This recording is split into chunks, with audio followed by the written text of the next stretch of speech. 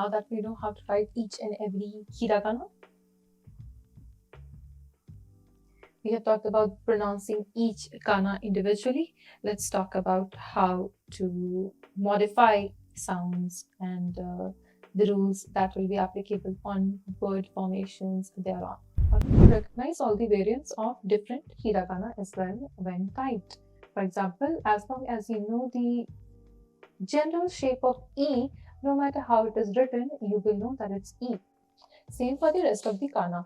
And where do they differ? I would say is that when it comes to ki, when it comes to sa, fu as well, you will notice that when I'm writing my ki, 1, 2, I do not lift up my pen when I write the third and the fourth stroke. So it's one big stroke, 1, 2, 3, 4. This is a very common way of writing ki. Another way is, of course, the way that you have learned, 4 strokes and 3 strokes. That is why in popular fonts such as Mincho, Gothic, you will see ki written in this manner. Same for sa, 1, and then instead of lifting up my pen, I write my second stroke like this. Proper way would be to 1, 2, follow the stroke order. Both of them are the correct way of writing sa.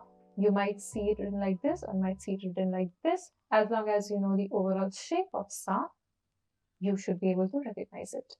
For ko as well, sometimes you'll see that people, they don't lift up their pen and you end up with a shape like this. This is ko. This is also ko.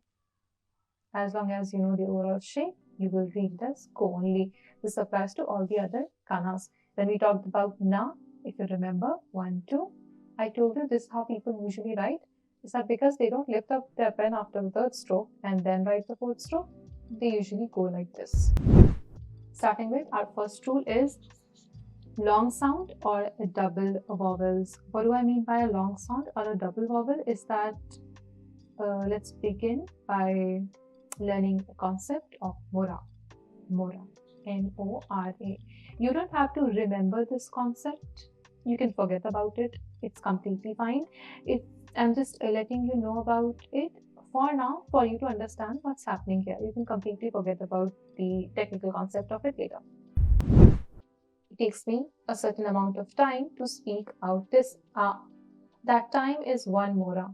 In Japanese language, all the kana characters that we have learned, all of their pronunciation will take that amount of time only to be pronounced.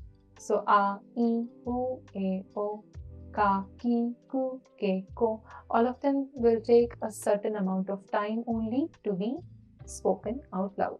That is 1 mora.